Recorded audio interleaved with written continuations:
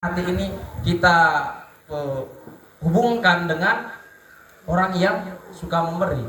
Sering sekali kita menghubungkan orang yang murah hati dengan orang yang suka memberi. Tetapi Bapak Ibu, firman Tuhan di sini kata murah hati yang saya selidiki ternyata Bapak Ibu bukan hanya sekedar memberi, tetapi orang yang peduli. Maknanya lebih dalam Bapak Ibu. Orang yang peduli itulah orang yang berbahagia.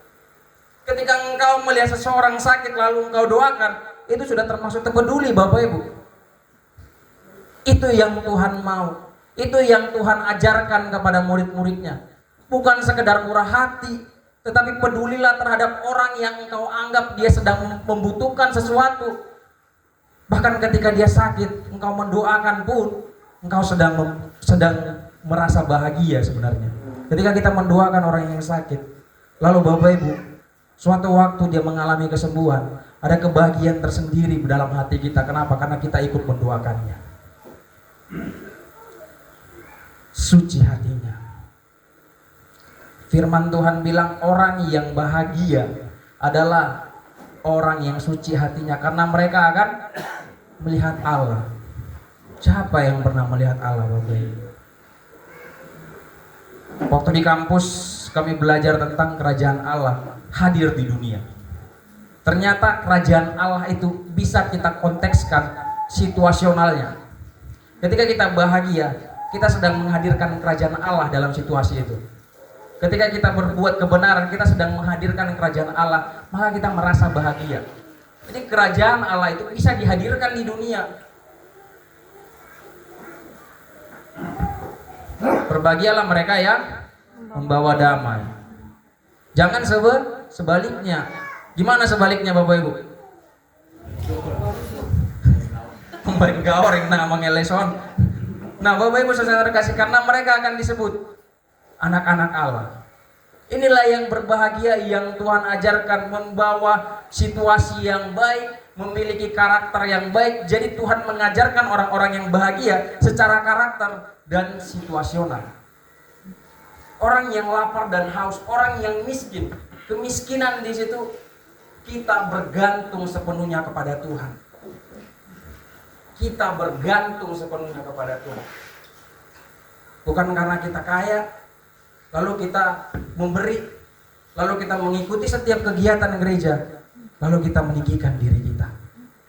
Bukan itu yang Tuhan mau Bapak Ibu. Terakhir, apa Bapak Ibu? Dianiaya oleh sebab kebenaran. Saya belum pernah dianiaya Bapak Ibu. Bapak Ibu udah ada yang pernah dianiaya? Belum? Atau diam-diam ini? Nanti kita konseling ya. Kayaknya ibu-ibu sudah mulai belum, tapi kata belumnya itu halus ya. Kayak enggak sepenuhnya mereka memberitahu. Tapi saya percaya bapak-bapak di sini adalah bapak-bapak yang baik, yang nggak pernah menganiaya istrinya, yang menyayangi istrinya. Nanti langsung buatkan kopi abang ini ya. Nah, mereka lah yang punya kerajaan surga. Bapak Ibu, kata dianiaya oleh sebab kebenaran, mereka lah yang punya kerajaan surga. Sama dengan, saya kembalikan lagi ya, sama dengan kata orang ini, coba ini, miskin, mereka lah yang punya kerajaan surga. Jadi orang yang punya kerajaan surga adalah orang yang bergantung sama Tuhan, dan mereka siap untuk dianiaya karena kebenaran. Mereka siap dianiaya karena kebenaran Bapak Ibu. Maka orang yang berbahagia karena dianiaya oleh kebenaran, mereka juga adalah orang-orang yang memiliki kerajaan surga.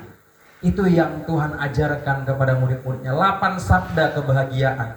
Kalau engkau mau mendapatkan kebahagiaan yang sama dengan yang diajarkan Tuhan Yesus kepada murid-murid ini, maka milikilah 8 sabda kebahagiaan ini. Maka saya percaya Bapak Ibu, situasi itu pasti berubah ketika kita menghadirkan kerajaan surga dalam keluarga kita, dalam gereja kita, dalam masyarakat. Karena versinya bapak-bapak, versinya ibu-ibu, versinya anak-anak beda ternyata kebahagiaan itu. Tetapi ketika firman Tuhan yang adalah kebenaran ini, inilah yang harusnya menjadi versi kita. Inilah yang harus kita pegang sebenarnya. Miskin